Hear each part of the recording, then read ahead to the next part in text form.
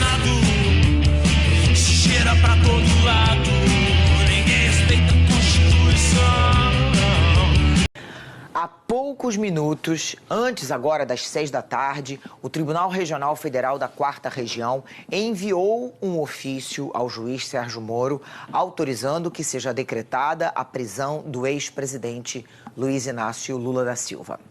Vou falar sobre isso com a Isabela Camargo, que está acompanhando tudo. Isabela, e aí, o que acontece agora?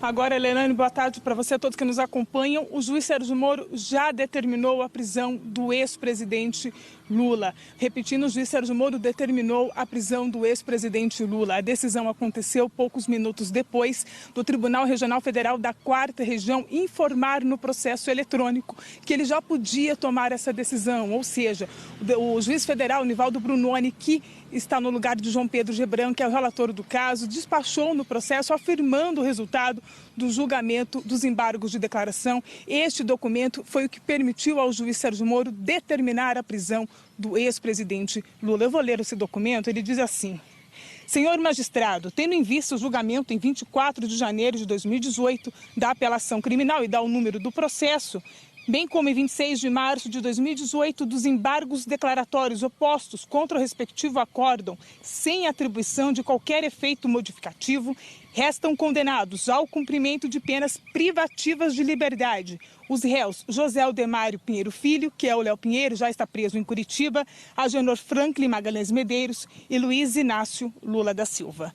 Desse modo, e considerando o exaurimento dessa instância recursal forte no descobrimento dos embargos infringentes, de acordo unânime, deve ser dado cumprimento à determinação de execução da pena, devidamente fundamentada e decidida nos itens 7 e 9.22 do voto condutor do desembargador e relator da apelação, 10 do voto do desembargador revisor e 7 do voto do desembargador vogal, diz o texto. Continua aqui. Destaco que, contra tal determinação, foram impetradas habeas corpus perante o Superior Tribunal de Justiça e perante o Supremo Tribunal Federal, sendo que foram denegadas as ordens por unanimidade e por maioria sucessivamente, não havendo qualquer óbice à adoção das providências necessárias para a execução. Repetindo, o documento é assinado por Nivaldo Brunoni, o juiz que está no lugar do relator do caso, João Pedro Gebran Neto, que está em férias. Este documento entrou agora há pouco no processo eletrônico do Tribunal Regional Federal da 4ª Região e é o documento que permite ao juiz Sérgio Moro assinar, como já assinou, um mandado de prisão expedido contra o ex-presidente Lula. Nós estamos falando do processo do Triplex no Guarujá, que condenou o ex-presidente a 12 anos e 1 mês de prisão.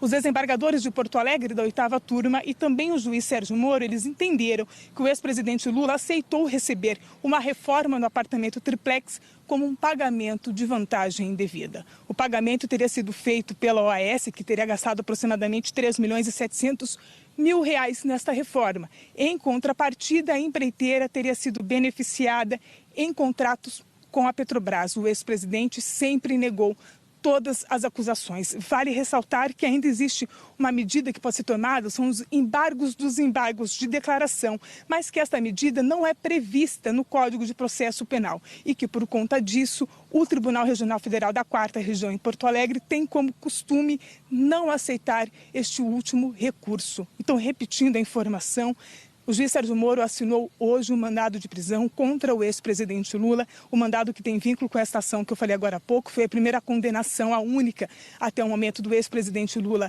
aqui em Curitiba. Ele foi condenado pelos crimes de corrupção passiva e lavagem de dinheiro.